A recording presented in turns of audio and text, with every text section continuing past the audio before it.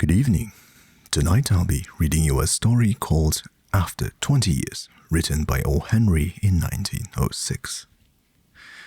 The policeman on the beat moved up the avenue impressively.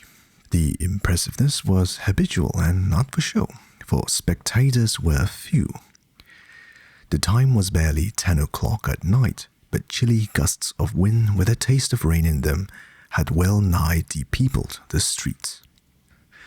Trying doors as he went, twirling his club with many intricate and artful movements, turning now and then to cast his watchful eye down the Pacific thoroughfare, the officer, with his stalwart form and slight swagger, made a fine picture of a guardian of the peace. The vicinity was one that kept early hours. Now and then you might see the lights of a cigar store or of an all-night lunch counter. But the majority of the doors belonged to the business places that had long since been closed. When about midway of a certain block, the policeman suddenly slows his walk. In the doorway of a darkened hardware store, a man leaned with an unlighted cigar in his mouth. As the policeman walked up to him, the man spoke up quickly. "It's all right, officer," he said reassuringly. "I'm just waiting for a friend. It's an appointment made 20 years ago. Sounds a little funny to you, doesn't it? Well, I'll explain if you'd like to make certain it's all straight. About that long ago, there used to be a restaurant where this store stands. Big Joe Brandy's restaurant." "Until 5 years ago," said the policeman. "It was torn down then." The man in the doorway struck a match and lit his cigar. The light showed a pale, square-jawed face with keen eyes and a little white scar near his right eyebrow. His scarf pin was a large diamond, oddly set. 20 years ago tonight," said the man. "I dined here at Big Joe Brandy with Jimmy Wills, my best chum, and the finest chap in the world. He and I were raised here in New York, just like two brothers together. I was 18 and Jimmy was 20. The next morning I was set to start for the West to make my fortune. You couldn't have dragged Jimmy out of New York. He thought it was the only place on earth. Well, we agreed that night that we would meet here again exactly 20 years from that date and time. No matter what our conditions might be or from what distance we might have to come, we figured that in 20 years each of us ought to have our destiny worked out and our fortunes made, whatever they were going to be." "It sounds interesting," said the policeman. "Rather a long time between meets, though, it seems to me. Haven't you heard from your friends since you left?" "Well, yes, for a time we corresponded," said the other. "But after a year or two, we lost track of each other. You see, the West is a pretty big proposition, and I kept hustling around over it pretty lively.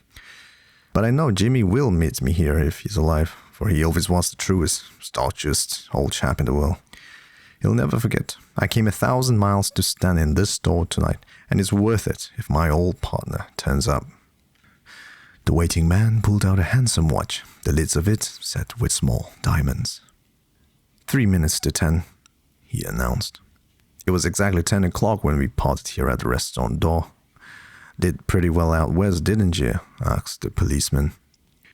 "You bet. I hope Jimmy has done half as well. He was a kind of a plodder, though, good fellow as he was. I've had to compete with some of the sharpest wits going to get my pile. A man gets in a groove in New York. It takes the West to put a razor edge on him." The policeman twirled his club and took a step or two. "I'll be on my way. Hope your friend comes around all right. Going to call time on him sharp?" "I should say not," said the other. "I'll give him half an hour at least. If Jimmy's alive on earth, he'll be here by that time. So long, officer." "Good night, sir," said the policeman, passing on along his beat, trying doors as he went. There was now a fine, cold drizzle falling, and the wind had risen from its uncertain puffs into a steady blow. The few foot passengers astir in that quarter hurried dismally and silently, along with coat collars, turned high and pocketed hands, and in the door of the hardware store, the man who had come 1,000 miles to fill an appointment, uncertain, almost to absurdity, with a friend of his youth, smoked his cigar and waited. About 20 minutes he waited, and then a tall man in a long overcoat, with collar turned up to his ears, hurried across from opposite side of the street. He went directly to the waiting man. "Is that you, Bob?" he asked doubtfully. "Is that you, Jimmy Wells?" cried the man in the door. "Bless my heart," exclaimed the new arrival, grasping both the other's hand with his own. "It's Bob, sure as fate. I was certain I'd find you here if you were still in existence. Well, 20 years is a long time. The old restaurant's gone, Bob. I wish it had lasted so we could have had another dinner there. How has the West treated you, old man?" "Billy, it has given me everything I asked for." "You've changed lots, Jimmy. I never thought you were so tall by 2 or 3 inches. "Oh, I grew a bit after I was 20. "Doing well in New York, Jimmy?" "Moderately. I have a position in one of the city departments. Come on, Bob. We'll go around to a place I know of and have a good long talk about old times." The two men started up the street arm in arm. The man from the West, his egotism enlarged by success, was beginning to outline the history of his career. The other, submerged in his overcoat, listened with interest. At the corner stood a drugstore, brilliant with electric lights. When they came into this glare, each of them turned simultaneously to gaze upon the other's face. The man from the West stopped suddenly and released his arm. "You're not Jimmy Wells," he snapped. 20 years is a long time, but not long enough to change a man's nose from a Roman to a pug." "It sometimes changes a good man into a bad one," said the tall man. "You've been under arrest for 10 minutes, Silky Bob. Chicago thinks you may have dropped over our way and wires us she wants us to have a chat with you. Going quietly, are you? That's sensible. Now, before we go on to the station, here's a note I was asked to hand you. You may read it here at the window. It's from Patrolman Wells." The man from the West unfolded the little piece of paper handed him. His hand was steady when he began to read, but it trembled a little by the time he had finished. The note was rather short. It read, "Bob, I was at the appointment place on time when you struck the match to light your cigar.